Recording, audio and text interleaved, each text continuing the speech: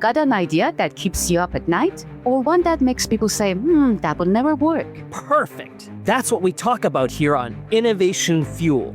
So let's get that conversation started. You know something? I'm excellent because I have such a strong community. And I have a strong community of unbelievable people like you, Galari.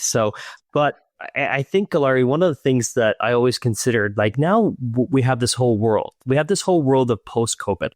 We have this element that COVID was that time where people were at home, they're working from their home, and everything seems to be working fine. But now we have this drastic move where businesses are saying, we got to stop this innovation suffering. We got to bring everybody back to the office, and people are pulling up their heels. They're saying, no, I'm not coming back to the office. I'll get a different job. I want to have the flexibility. But I wonder, Galari, is there an in-between? An in-between where we can meet and still have that element of innovation and community building and elements that will help that organization still get the innovation they want, and people still get the work-life balance that they want, and we can find that perfect chemistry match in peace. Without paying the rent or lease for our office. No, without paying, paying for that rent or lease of offices or paying a very minimal cost. Does such a space exist? Yeah, exactly. Yeah, some people do not have their own office because not only they have to pay the lease, they have to pay the BC hiders, they have to pay for internet, they have to pay for parking, they have to pay for everything to just have a space to communicate or build a team around this. Around their business. But yeah, maybe there is something in between, Dave. Let's figure it out today. Talking to Erin, Scarlet, and Mike Arboit. And on one of my best friend ever, Dave Kiron. How are you today? Well, I am excellent. And you know something? I'm excellent because I have such a strong community. And I have a strong community of unbelievable people like you, Galari. But I think, Galari, one of the things that I always considered, like now we have this whole world. We have this whole world of post-COVID. We have this element that COVID was that time where people were at home, they're working from their home, and everything seems to be working fine. But now we have this drastic move where businesses are saying, we got to stop this innovation suffering. We got to bring everybody back to the office, and people are pulling up their heels. They're saying, no, I'm not coming back to the office. I'll get a different job. I want to have the flexibility. But I wonder, Galari, is there an in-between? An in-between where we can meet and still have that element of innovation and community building and elements that will help that organization still get the innovation they want, and people still get the work-life balance that they want, and we can find that perfect chemistry match in peace. Without paying the rent or lease for our office. No, without paying, paying for that rent or lease of offices or paying a very minimal cost. Does such a space exist? Yeah, exactly. Yes, some people do not have their own office because not only they have to pay the lease, they have to pay the BC hiders, they have to pay for internet, they have to pay for parking, they have to pay for everything to just have a space to communicate or build a team around around their business. But yeah, maybe there is something in between, Dave. Let's figure it out today. Let's welcome Erin, Scarlet, and Mike Arboit, the co-founder and co-owner of the Fountainhead Network, co-working in a studio space in Port Coquitlam, BC. Hi, Erin. Hi, Mike. Hi, Dave. Yes, welcome to another episode of Innovation Fuel, brought to you by University Canada West, where we are here to do some differences. We're trying to connect you to those business problems out there and help you solve them, get you to know what the small, medium-sized businesses are like out there. And yes, before we get into today's conversation, very exciting, the studio space. You might have heard about studio spaces before and that element of being able to share working spaces. And we have the pleasure of having two wonderful guests here, the co-founders, as Galari had said, the Fountainhead Network, located in Port Coquitlam, British Columbia. Hello, Mike. Hello, Erin. Welcome to our show. Tell us a little bit about you guys and what is the Fountainhead Network? Fountainhead Network, we're a co-working space, but we're way more than that. Co-working is extremely important for young entrepreneurs, small business owners specifically. They create amazing relationships that can carry on pretty much throughout their entire careers. What sets us apart from other co-working spaces is our media niche. In today's times, media is essential for all businesses. You're not going to survive if you don't know how to promote yourself on social media, with video, with audio, with any kind of promotion, and with all the platforms that there are out there now being free essentially, unless you put ad spend on it. There is so much free promotion available out there for these small business owners and entrepreneurs that really not all of them have taken advantage of. But young students, or just students in general learning about this, they know how important it is for these entrepreneurs and small businesses to gain traction. They need it. So we put two and two together. We have a couple studios where the businesses, as well as the public, anybody needing the studios, we have businesses that they can come in, use our studios to promote themselves and do basically what they need to do to survive in today's times. Yeah, we foster people here with their ideas and their creativity. Most co-working spaces include meeting room time in their memberships, which we do, but we throw in podcast studio time in our memberships to give people that, creative space to feel like, hey, I have the space. Let's try it. You got to start somewhere. So it's just nice to have that space available for people to experiment and try, because your first one's never going to be perfect, nor should it be. You need something to start with to know where to improve. And even if you take a look at our podcasts, we have Po Community and Becoming the Brand. You go way back, our first ones, they needed some work. But we grew, you fine tune, you marinate all of your ideas and make it even better. You got to start somewhere.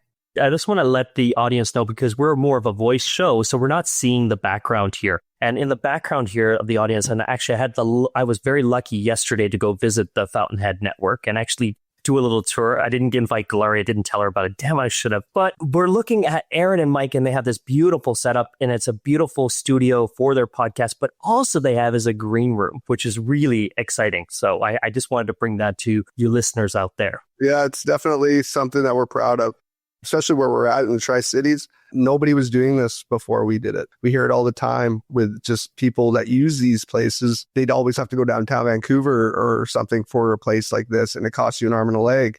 Needed to bring it closer to where people actually live now. Make it an affordable space. Yeah, affordable. And we want to make it accessible to students and affordable for students, because other places, especially in downtown Vancouver, they don't think of that. They wonder why they're not getting business. Well, you got to be able to actually have these people come to your space often and use what you have, and, it be not so heavy on your wallet. My husband used to rented some of this co-working space, and it was lovely, beautiful before COVID. Everything has changed, and people have a lot of office spaces that their home office spaces. So what is your unique offering for other people that's coming to you, and who's your main audience? You've seen with your students that marketing and media are the main courses people want to take. People want to be seen. There's so many ways to broadcast this, but basically it takes about 7 touches to get a customer to trust you. And they're actually saying now that podcasters are getting more reach and converting, clients faster than influencers now, which I think the podcasting community is actually taking over the influencer community there as well, too. It's a bit of an invasive time that we live in now, where people call you, they can text you, they can message you on LinkedIn, Facebook Messenger, Instagram, WhatsApp, everywhere, right? So it's just, you feel like people are trying to get a hold of you in every single way, right? Whereas if you're podcasting, people will find you organically, right? And they'll be able to, actually,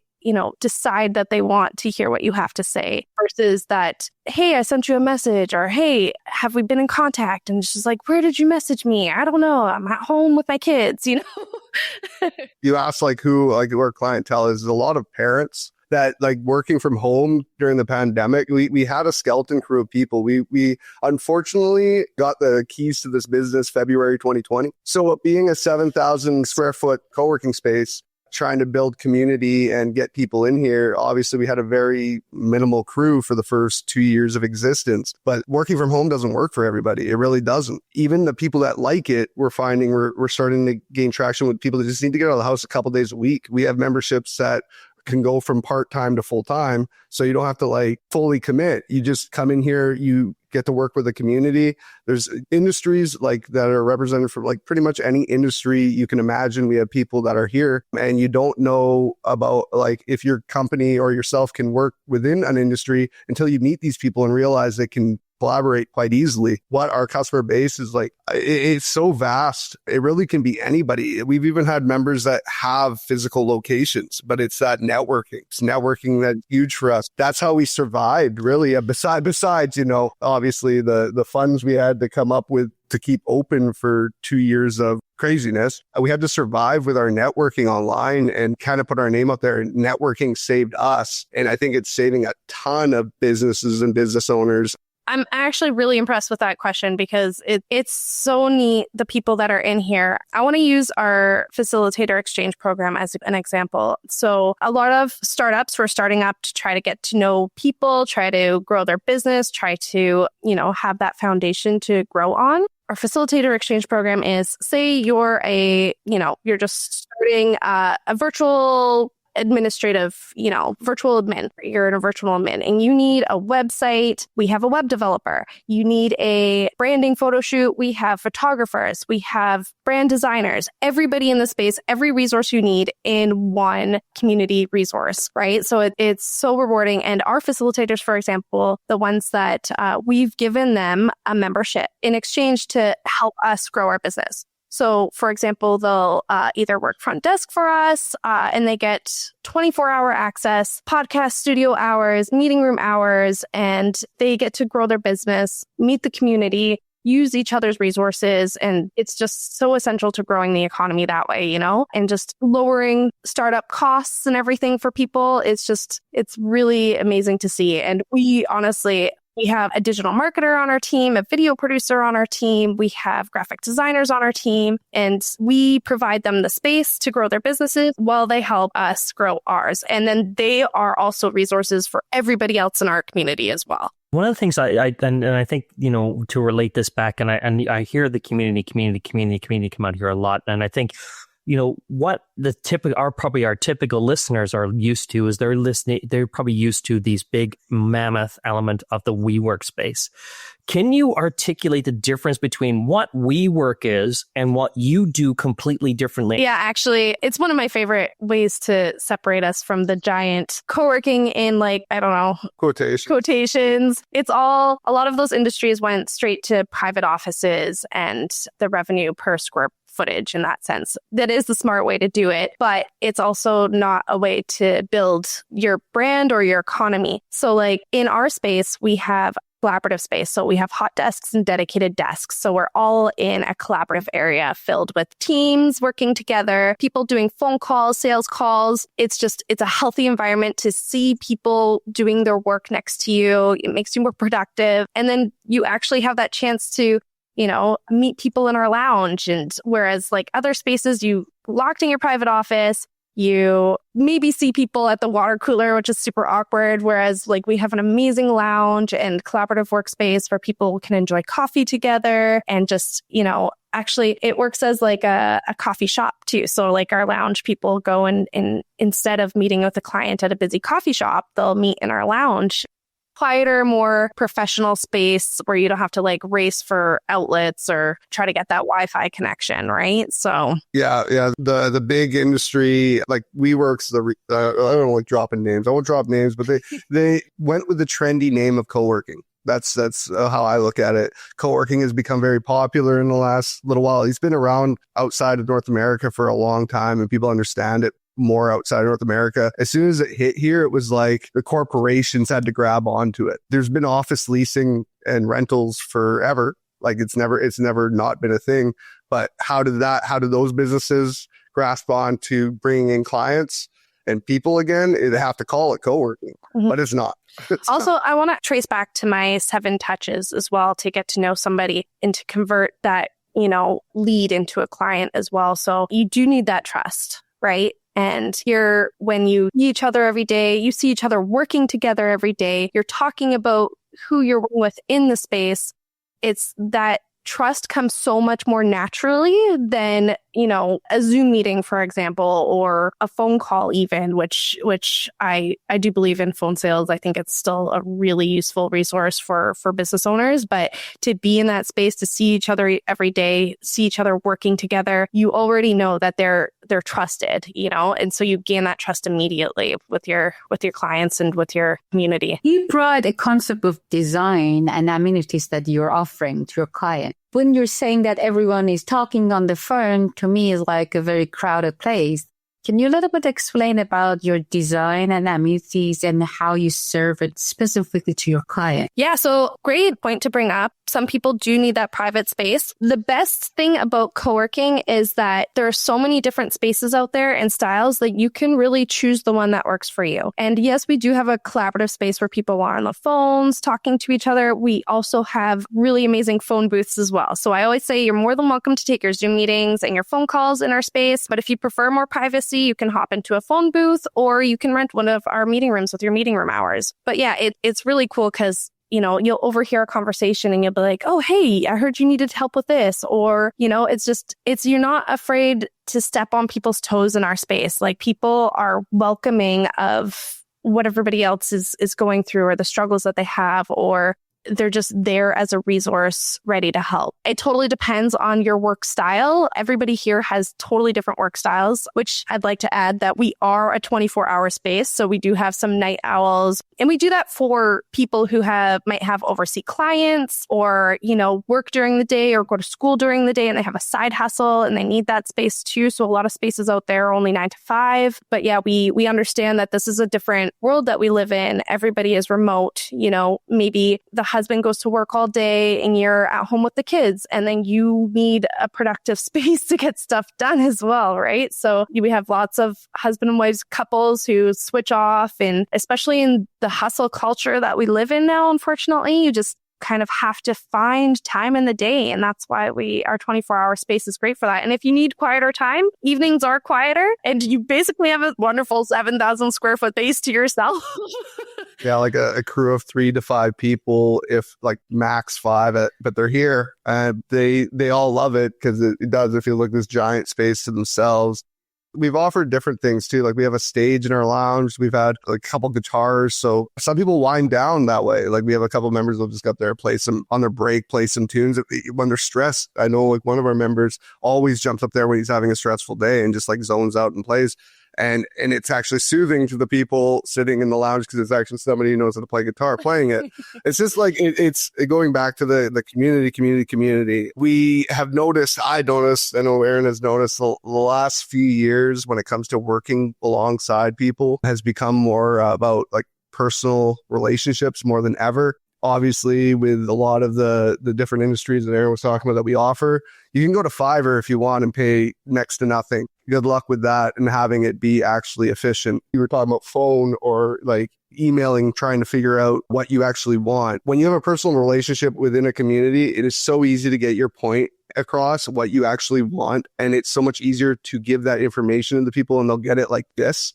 It's just like that almost like almost like a text syndrome when you text somebody and they read it completely different than what you actually intended it to sound like. And like here, you know exactly what it sounds like when you're talking to somebody, and it's healthy for these relationships. You get your point across and literally the stuff gets done quick. I know. I always say I've experienced this so many times, like especially during the pandemic, where you're like, hey team, like we really need to tackle this one item on our agenda.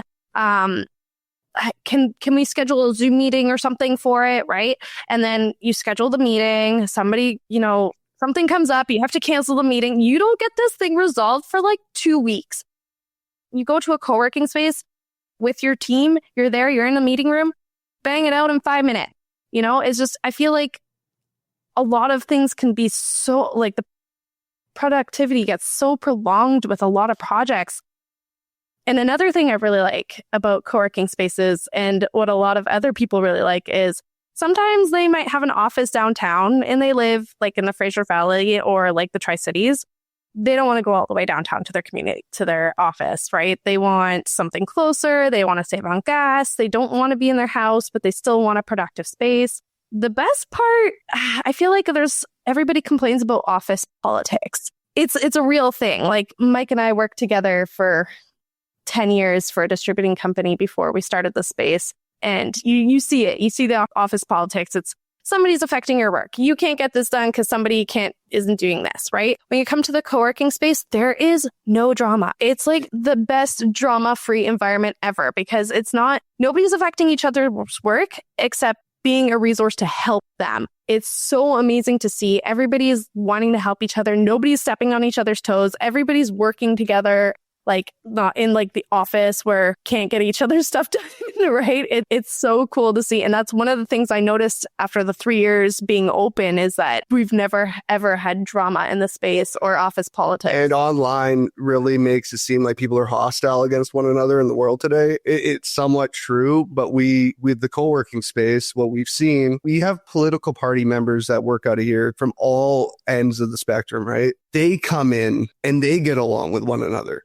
When online, we never see these two get along. And it's just like humans are very different, but we're more alike than we are different. When you have difference of opinion on different little things that in the last few years have been blown into crazy sizes of like what you're supposed to care about relationships you have, when in reality, these things didn't matter 5 years ago, right? And we're seeing that with just the difference between our members, yet we can have a Green Party member and a conservative. Literally, they talk politics with one another, have and then have a disagreements beer or a coffee with one another and laugh and actually enjoy each other's company, which from the beginning, they don't think that can happen. Like they get here and they're like, oh, one of them.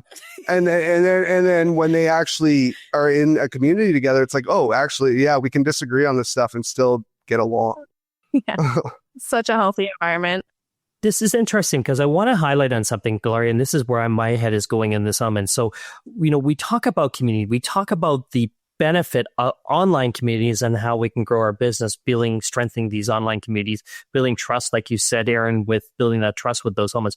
But this physical element of being able to connect people physically, it seems like a neat transition because we've gone from this element of COVID, which everybody ran home and started working from the home office spaces. Now we have these businesses that are going to the extreme opposite and saying everybody needs to come back to the office now because innovation is suffering. Maybe there's a coexisting element of the balance between you need to be at your home office and the values you get with your family time to the extremeness of going back to the office in Vancouver, where maybe there's a crossover between. Are you guys starting to see some other businesses come into this space? I know you see lots of entrepreneurs coming into this space, but do you see these other businesses saying, hey, I'm not really ready to go back to the office, but I need a different space that may be more innovative and may help me with creativity? Yeah, there's 2 points I want to mention to that. The first point being that we've had businesses buy just like a package of day passes. So, hey, you need to get out of your house today. You have a great office setup, but you're starting to feel confined, isolated and just want to be out around people that you can trust. You don't know who's going into like random coffee shops and everything, right? So you can go to a space with people that you know are professional and have that flexibility whenever you want, right? So those are the flexible day pass bundles, right? And then another thing I like to add is Mike and I did have a small chance to work from home at the beginning of the pandemic with our 1.5-year-old at the time. After I had the chance to sit there and try to make networking calls because we had the 7,000 square foot space, we couldn't go because I was experiencing seasonal allergies and my grandparents were in town. And I did not want to kill my grandparents. So We thought it was COVID. It was like, oh, is it COVID? So it wasn't. Yeah, so we stayed home and we were trying to do networking calls and I'd be upstairs in our office trying to make this networking call and I'd hear my son at the bottom of the stairs. He'd be like, mommy, mommy, mommy, mommy. And I'd feel so guilty. And I'd be like, I just need to make one networking call. Like trying to get an 8-hour shift in was just so impossible. And then once we were able to head back into the office, it was like the most refreshing feeling. I was able to have that work-life balance where when I was at work, it was work. When I go home, I'm mom, and that work, like to go home to home, especially is such a refreshing feeling instead of living in your workplace 24/7, when you can't escape your work, when you pick up your phone after hours and always, disconnected from your family life, right? Like it's so refreshing to have that place to go in a flexible way. So like our memberships, like we have so many different memberships where like you could come once a week or 3 times a week or,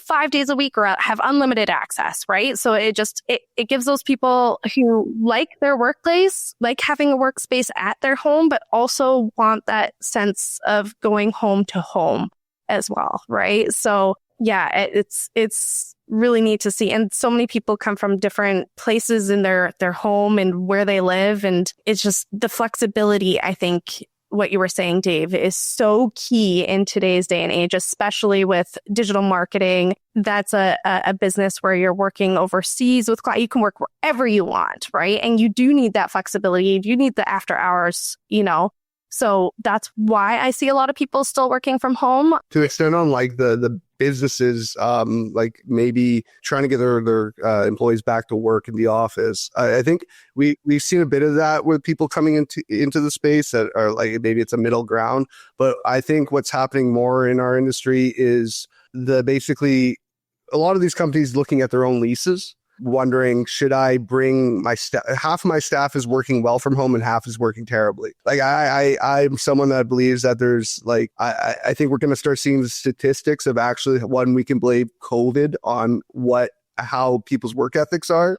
Like a sales team that's working from home could be like, it's COVID, right? Like and then 2 years after the pandemic, if they're like, it's still COVID, it's like, no, it's because you're working from home. You're not doing enough work. I feel like a lot of the bosses are like, okay, well, I don't want to make my people that are actually really comfortable from working from home, that are doing well there, I don't want to force them back to the office and make them angry. Maybe I let my lease expire, or I done with our lease, and give like almost like just put some money away for if my staff wants to work at one of these places, if this is beneficial to them or if home is not good for them. So we're seeing like almost like clusters of companies, like where people come in with like a couple people that this is what works for them. Their office is actually not going to open, and then some of their staff is working from home still.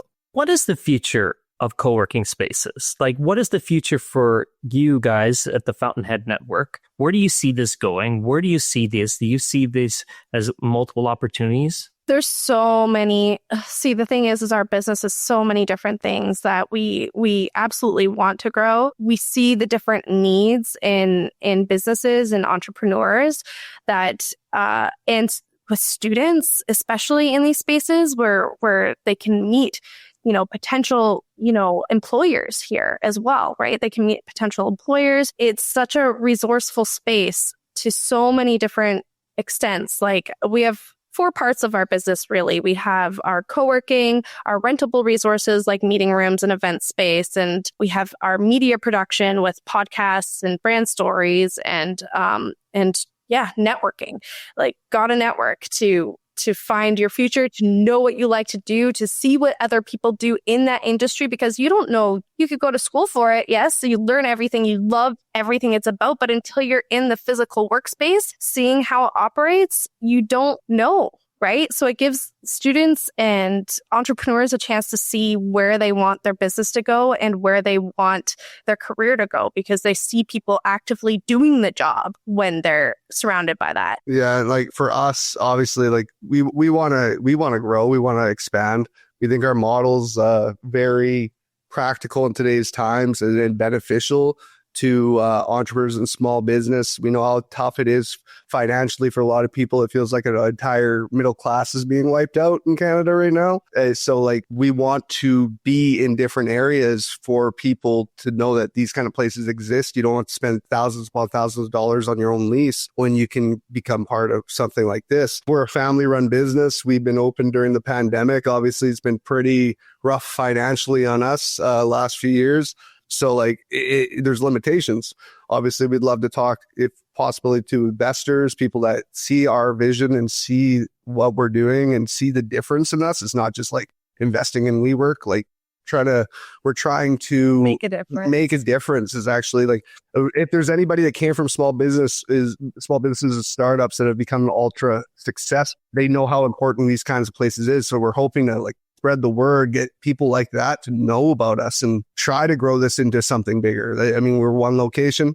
every business starts wanting to be more than one location in the future. Why would you begin if not? We definitely got a few speed bumps along the way in our tracking of where we wanted to be at this point. We're seeing it grow. We're seeing the snowball effect, but it's still, there's limitations being a family-run business. It's interesting to see where we started, because when we moved in 2020, after February and March happened, we're like, okay, when do we have our soft opening? When do we have our grand opening? Is it ever going to open? Basically took our business plan and threw it out the window at that point. And then it was really cool because we got that opportunity to see the world change in how they work. So yeah, it's nice that we were able to actually, curate the space to the new world as well, right? And we know that people see our vision too. Everybody who comes in here, they say, we needed a space like this in the Tri-Cities. This is such an amazing resource.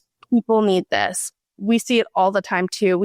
It's especially rewarding when you see our members outgrow us. That's our goal. We want our members, our entrepreneurs, the small business owners to outgrow us. We want them to use us as that stepping stone to make them into what they've always dreamed of, So we've had real estate teams come in here and they're like, thank you so much. We were able to, get ahead in the real estate market using your space, and we finally can afford our own office space.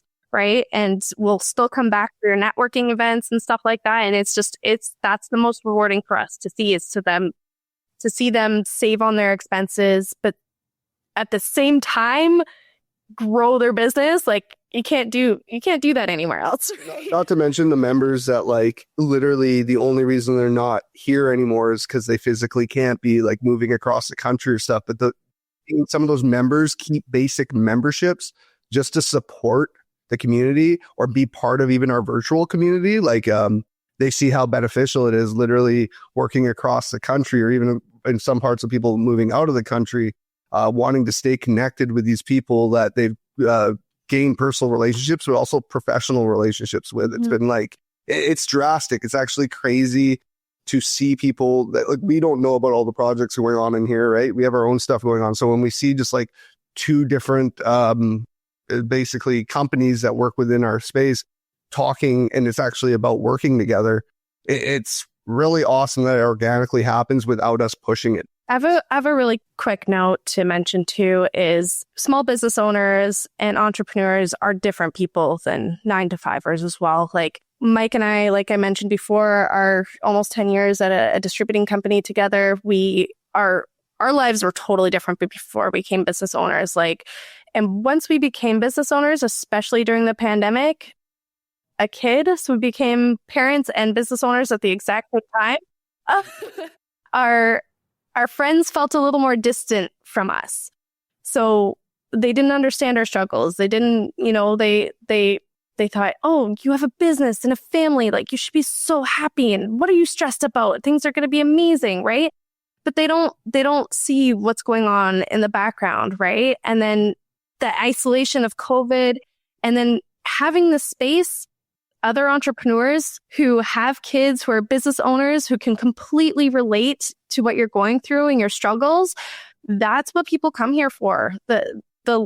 You can still be going out with your friends, but they'll never understand your life like other business owners do, right? So, and they all have their own resources and systems that have helped them, that's helped us learn and grow. That's helped them learn and grow. And those are the resources you really need. This is the perfect segue. We've come towards the end of our show here. And because you're talking about challenges, Erin, I want you guys to come up with a challenge. We need a challenge that we can throw out to our audience. Start a podcast, no matter how introverted you are, extroverted. Even if it's just for you. Even if it's just for you, it helps you with public speaking. It helps you with everything. I don't know what to call me. I'm a complete introvert if I don't know you, but I'm an extreme extrovert if I know you well. So literally I do for a living, here, podcasting with people and interviewing businesses and business owners. When I don't know somebody, I'm scared like crazy about social anxiety, but doing this has brought me, I've done hundreds of podcasts now. It's brought me out of my shell. It's been the way to make people know that I'm a business owner, if that makes sense. I'm a big follower of Gary Vee. The content is king. Get it out there.